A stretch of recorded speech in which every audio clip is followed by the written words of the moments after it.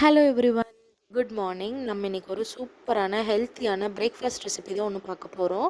அது என்னென்னா கருப்பு கவுனி அரிசி கஞ்சி. ஆமாங்க, கருப்பு கவுனி அரிசி கஞ்சியில் நிறைய விதமான ஹெல்த் பெனிஃபிட்ஸ் இருக்குது. இது வந்து ஃபைபர் கண்டென்ட் இதில் ரொம்ப அதிகமாக இருக்குது.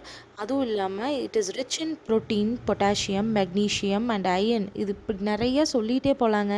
அந்த அளவுக்கு இதில் ஹெல்த் பெனிஃபிட்ஸ் இருக்குது. And also it promotes heart health. நம்மளோட ஹார்ட்டுக்கு ரொம்ப நல்லது.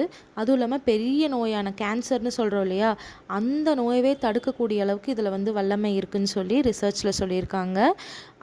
அண்ட் குழந்தைங்க, உங்கள் வீட்டில் குழந்தைங்க பெரியவங்களாம் இருந்தாங்கன்னா இந்த ரைஸ் வந்து ஒரு வீக்லி 2 டைம்ஸ் வந்து இதில் கஞ்சியோ இல்லை என்ன டிஷ் இதில் உங்களுக்கு பிடிக்குமோ அந்த மாதிரி வந்து தோசை சுட்டு கொடுக்கலாம். இந்த மாதிரி நிறையா டிஷ் இருக்குது, அந்த மாதிரி பண்ணி கொடுங்க.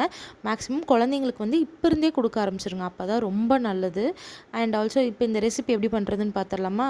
ஃபஸ்ட்டு கருப்பு கவுனி அரிசியை வந்து எடுத்து கொஞ்சமாக எடுத்து உங்களுக்கு எவ்வளோ தேவையோ எடுத்து ஒரு பேனில் க்ளீன் பண்ணிவிட்டு ஒரு பேனில் போட்டு நல்லா வறுத்துருங்க. நல்லா ரோஸ்ட் ஆகணும். ஆனதுக்கப்புறம் இந்த பாப்கார்ன் மாதிரி பொரியும். அதுக்கப்புறம் அதை எடுத்து ஒரு பிளெண்டரில் போட்டு நல்லா ஃபைன் பவுட்ரு பண்ணிக்கோங்க. அப்போ தான் வந்து ரொம்ப கொரன்னு இருக்கக்கூடாது, ஃபைன் பவுடராக இருக்கணும். தென் வந்து ஒரு பேன் எடுத்து அதில் வந்து கொஞ்சம் தண்ணி ஊற்றிக்கோங்க. ஸ்டவ் ஆன் பண்ணிட்டு சிம்மில் வச்சுக்கோங்க. தண்ணி ஊற்றிட்டு அதில் வந்து இந்த பவுட்ரு பண்ணி வச்சுருக்கோம் இல்லையா கவுனி அரிசி, அதை வந்து அப்படியே போட்டு நல்லா விஸ்க் வச்சு நல்லா வந்து கலந்து விட்டுருங்க. விஸ்க் யூஸ் பண்ணுங்கள், ஏன்னா வந்து கரண்டியெல்லாம் யூஸ் பண்ணிங்கன்னா வந்து ரொம்ப கட்டி சேர்ந்த மாதிரி ஆயிரும், சரியாக வேகாது. அதனால் விஸ்க் யூஸ் பண்ணி நல்லா கட்டிகள் எல்லாமே வந்து கரைச்சி விட்டுருங்க. அதுக்கப்புறம் வந்து கொஞ்சமாக சால்ட்டு, இதுக்கேற்ற மாதிரி எவ்வளோ சால்ட் வந்து வெயிட் லாஸ் பண்ணுறவங்க மேக்ஸிமம் சால்ட் வந்து கம்மியாக யூஸ் பண்ணுங்கள். சுகர் சுத்தமாகவே யூஸ் பண்ணாதீங்க. சால்ட் வந்து ரொம்ப கம்மியாக யூஸ் பண்ணிக்கோங்க, அப்போ தான் உங்களுக்கு நல்லது.